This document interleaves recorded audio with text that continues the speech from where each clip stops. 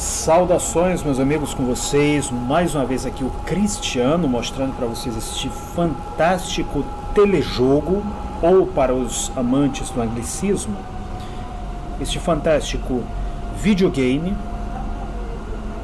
que é o War Thunder. Mas antes da gente falar com o War Thunder, eu quero mandar aqui um abraço para os nossos espectadores do Brasil e também de Portugal, manifestar aqui o meu grande respeito pela forma como o povo português valoriza a língua portuguesa, inclusive mantendo muitos nomes da forma mais próxima possível do original, só que claro em português. E nesse sentido, o povo português é um povo que tem muito para ensinar para nós brasileiros. Eu valorizo a língua portuguesa, eu acredito que cada brasileiro tem a obrigação de valorizar a língua portuguesa e utilizá-la da forma correta, para não precisar recorrer a anglicismos.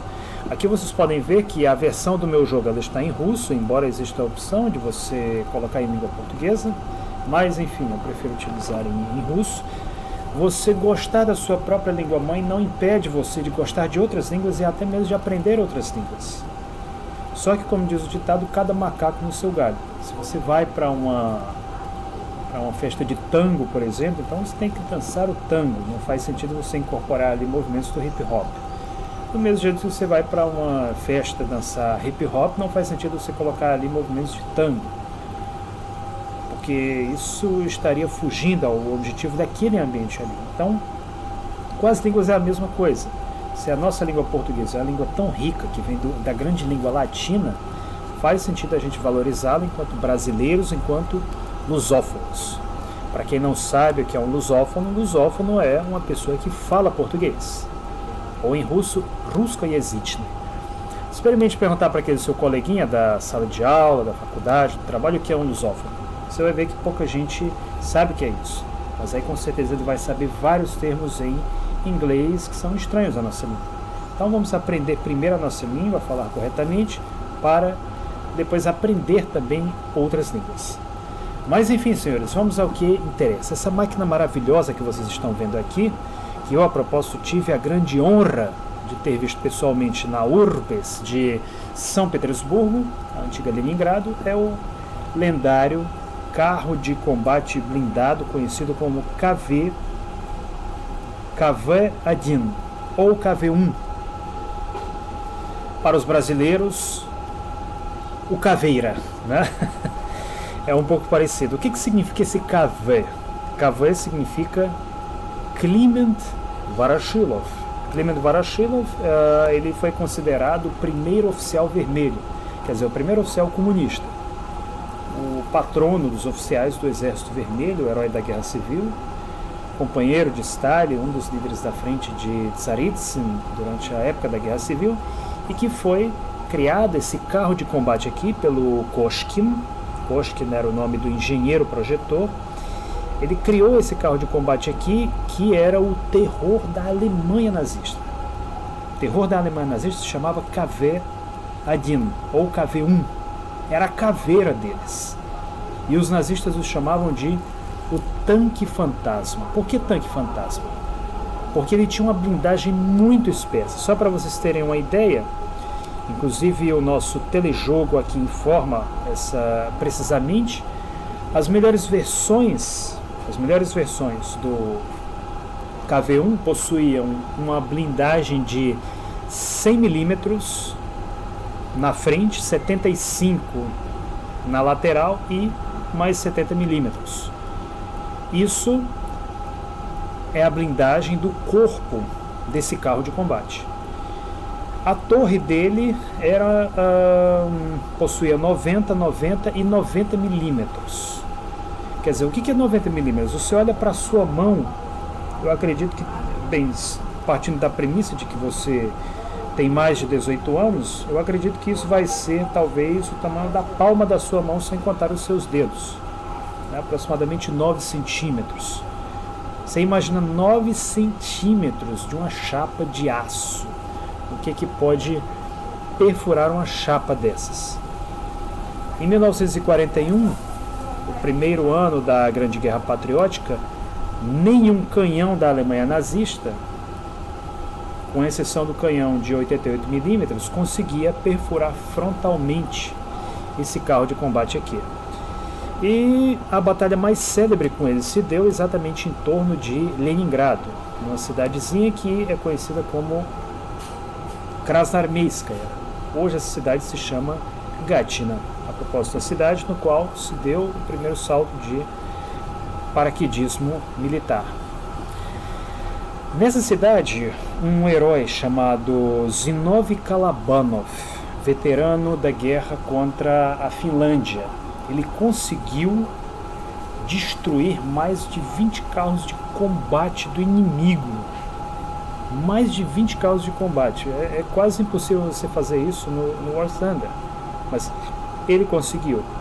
E junto com os seus assistentes, ele destruiu um total de aproximadamente 50 carros de combate que se dirigiam à cidade de Leningrado foram destruídos em uma emboscada, digamos assim, criada sob o seu comando, sob o comando do Zinovy Kalabanov. Tinha tanta marca de tiro, mas tanta marca de tiro nessa torre aqui, quando a batalha acabou, que ele mesmo ficou surpreso quando ele saiu do seu carro de combate e viu todas aquelas marcas.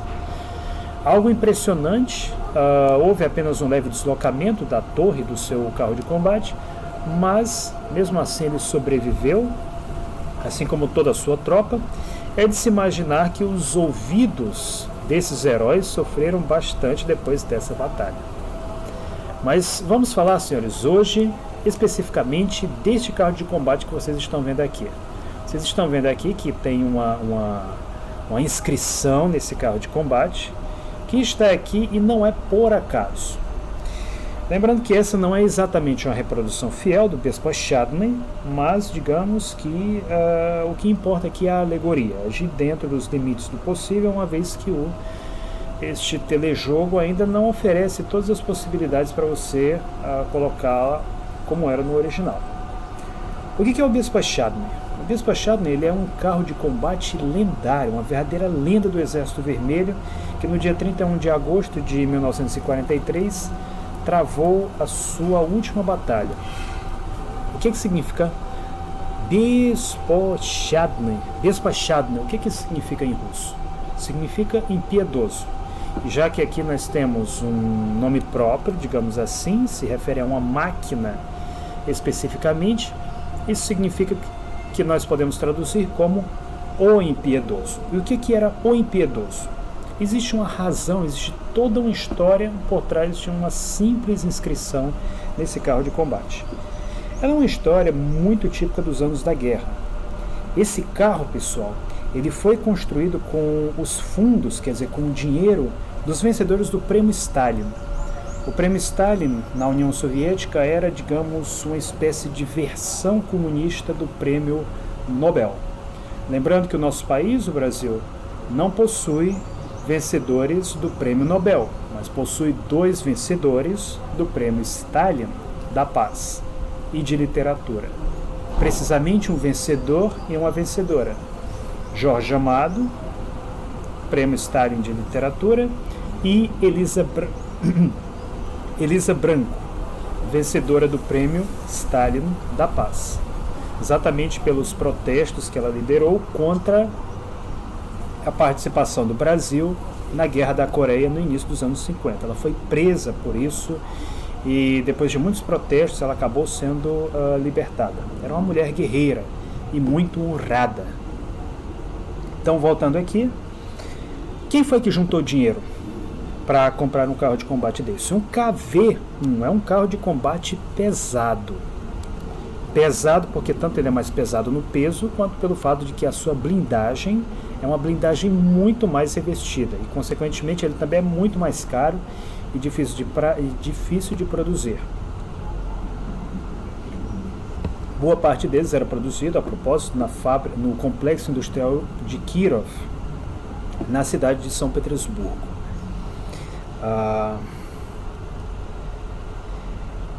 Como é a história desse carro de combate? Os famosos escritores infantis Samuel Marshak e Sergei Mikhalkov, da comunidade artística Kukrynice, que era formada pelos escritores Mikhail Kuprianov, pelo Porfiri Krylov e pelo Nikolai Sokolov, e também pelos poetas Nikolai Tikhonov e Viktor Gussevtor. Eles se dirigiram ao Fundo de Defesa com o pedido de transferência dos seus prêmios estatais que eles receberam para que fosse construído um carro de combate pesado, o KV-1 Kliment Voroshilov. Eles tinham uma condição para esse carro de combate. Exigiam que nele fosse escrito Bespощadny, ou seja, o impiedoso, exatamente para distinguir este carro de combate dos demais carros de combate na frente de batalha. Quer dizer, para que ele não se perdesse dentre os demais. Vejam só que fantástico, pessoal. Escritores, pessoas que produzem cultura, inclusive para crianças, abdicaram de um prêmio, inclusive em dinheiro, que eles iriam receber do Estado Soviético, para produzir um carro de combate para defender o seu país dos invasores nazistas. Vejam só que história bonita. Eles têm uma recordação muito interessante sobre esse processo. Na Torre do Tanque, recordam os artistas, desenhamos uma caricatura de Adolf Hitler. O Führer foi atingido com precisão por um projétil disparado de um tanque soviético e retratamos Hitler caindo aos pedaços. Todos gostaram muito dessa ideia. Ficou malicioso e muito engraçado. Infelizmente o jogo ainda não oferece a possibilidade de você adicionar isso no seu tanque. Pode ser que futuramente eles possam incluir. Claro que você ter, por exemplo, Hitler desenhado aqui não é algo também tão simples, principalmente para um jogo que tem uma faixa etária inclusive baixa. Você, por exemplo, não tem sangue nele, mas pode ser que um dia venha a ter. O Bespощadny original tinha essa caricatura de Hitler aqui nessa região que vocês estão vendo. Então, quer dizer, tinha essa caricatura engraçada e, além disso, trazia também um poema. Um poema de Sergei Marshak e Sergei Mikhalkov. Samuel Marshak, perdão. Esse poema dizia o seguinte, traduzindo aqui para vocês em português. Ao abrir fogo de assalto, tanque pesado nosso, ao ir para a retaguarda fascista, acerte-o no flanco. Sua tripulação destemida, sem fechar os olhos, dá combate sob as ordens de Joseph Stalin. Esse era um poema. Vocês sabem que o povo russo é um povo que gosta muito de poemas. É praticamente impossível você não encontrar um russo que conheça um poema de cor e salteado. Eles aprendem a fazer isso na escola, eles aprendem literatura. Isso é muito trabalhado com o russo desde a infância. Então, esse era um carro que era muito mais do que um carro. E isso era muito mais do que inscrição. Era uma história de heroísmo e abnegação, não apenas dos combatentes, quer dizer, dos militares, mas dos escritores que financiaram esse projeto do Bespощadny, para defender a sua cidade de Leningrado, para defender o país dos sovietes da invasão nazista. Foi no dia 25 de maio de 1942, em uma reunião solene na presença do grupo artístico, que esse carro foi entregue à 6ª Brigada da Guarda Blindada, que depois foi renomeada para a 23ª Brigada da Guarda Especial da Bandeira Vermelha de Yelinskaya. Ou seja, os escritores se reuniram com os militares e foi feita a entrega deste carro de combate. E claro que para um carro de combate desses, com toda uma história especial, eles fizeram o quê? Eles reuniram os melhores tanquistas do Exército Vermelho que se destacaram na Batalha de Moscou. Lembrando a propósito que na língua russa a palavra para cavalariano, como é chamado no Exército Brasileiro, é tankist, que eu costumo traduzir como tanquista. Existe o tanker, que vem do inglês, mas tanqueiro lembra funkeiro, então é melhor mesmo trazer como tanquista, que rima com qualquer ista com o qual você se identifica. Então, qual era a primeira tripulação desse carro de combate? É claro que eram pessoas iluminadas, pessoas muito especiais. O comandante do carro era o segundo tenente da guarda Horoshilov, Pavel Maximovich, que nasceu em 1917 e infelizmente veio a óbito em 3 de janeiro de 1943, perto da aldeia de Ashkovo. O comandante de armas era o segundo sargento da guarda Fatiev, Alexei Ivanovich, que nasceu em 1921 e era inclusive membro da Komsomol, ou seja, a Juventude Comunista do Partido Comunista da União Soviética, e que desde 1937 servia nas Forças Armadas Comunistas. Foi recrutado em 1939 em Tula e, infelizmente, faleceu em 4 de março de 1943.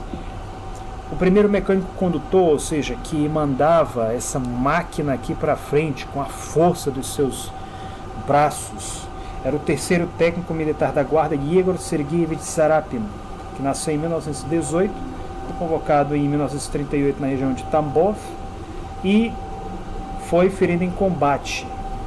Sobreviveu à Segunda Guerra. O segundo mecânico condutor era o segundo sargento da guarda Filipov Georgy Ivanovich, nascido em 1918, recrutado em 1938 em Gagra, na República Socialista Soviética Autônoma da Abkhazia, ativo no exército desde junho de 1941. O seu radiotelegrafista, o rapaz que normalmente sentava junto aqui com o condutor, né, e passava as mensagens de rádio, era o terceiro sargento da guarda Alexei Andreevich. Nasceu em 1921, foi convocado em 1940 em Istra, ativo no exército desde junho de 1941. Esse carro ele esteve em serviço durante quase 9 meses. A tripulação combateu heroicamente, sofreu muitos danos em combate, afinal de contas, por ser um carro pesado, ele é um carro que muitas vezes até vai na frente, né, exatamente para, como se diz, tancar, para enfrentar ali, dar combate ao inimigo. E foi durante a Segunda Guerra Mundial, várias vezes ele teve a sua composição atualizada. Ou seja, ele perdia uma peça, vamos supor um canhão, isso tinha que ser reposto, ele tinha que ser reparado. Perdia uma lagarta, ele tinha que ser trocado. Isso acontecia muito com os carros de combate durante a Segunda Guerra.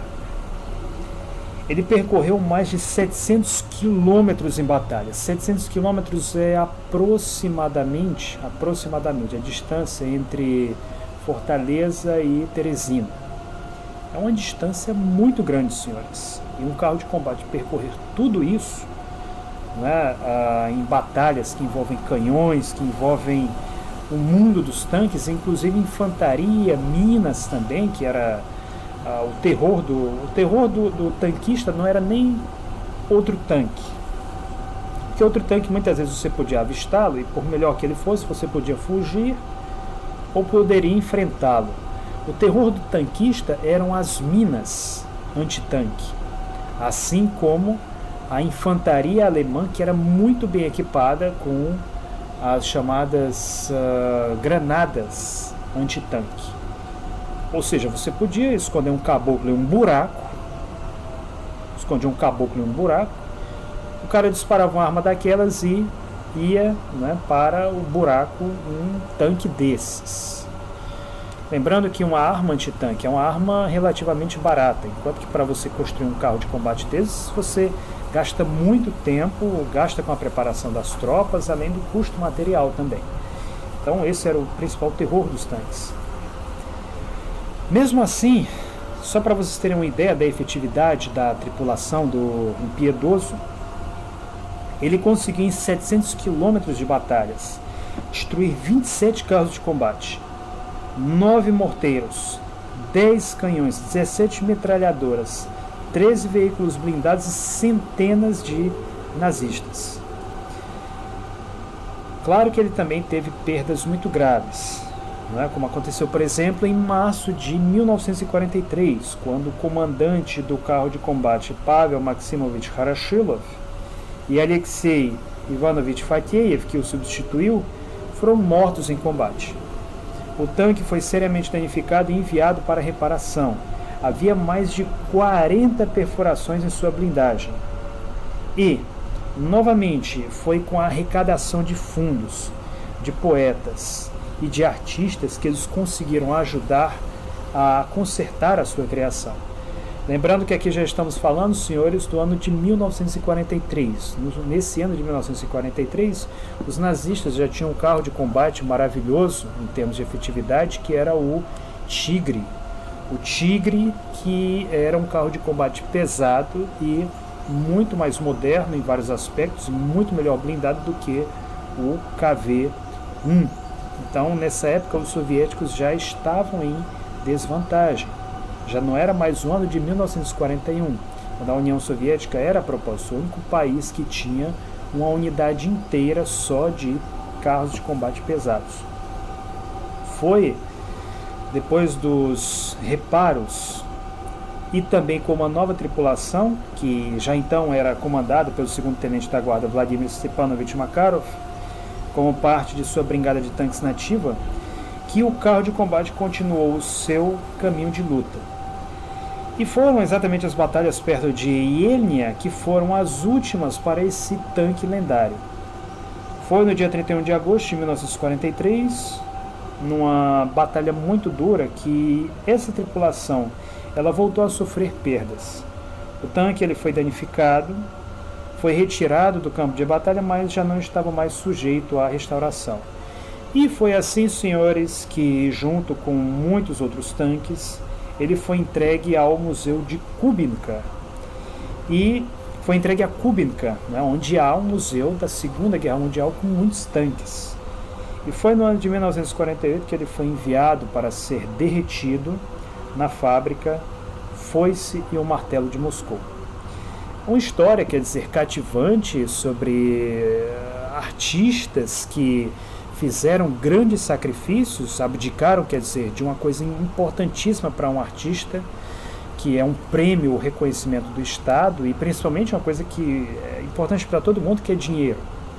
Abriram mão desse dinheiro para construir um carro de combate para defender o seu país, o seu povo, para lutar pelo comunismo e lutar principalmente contra o fascismo, que havia ocupado grande parte da terra soviética. Então, senhores, vocês agora sabem a história por trás dessa assinatura, dessa inscrição que vocês têm aqui no carro de combate, que é o Bespashadny, ou seja, o impiedoso. Se vocês virem no seu War Thunder, agora você sabe o que ela significa, você sabe ao que está fazendo alusão o seu carro de combate KV-1. Essas, dentre tantas outras histórias da Segunda Guerra, mostram a abnegação, o sacrifício de um povo sob o comando de Stalin na sua luta contra o nazismo.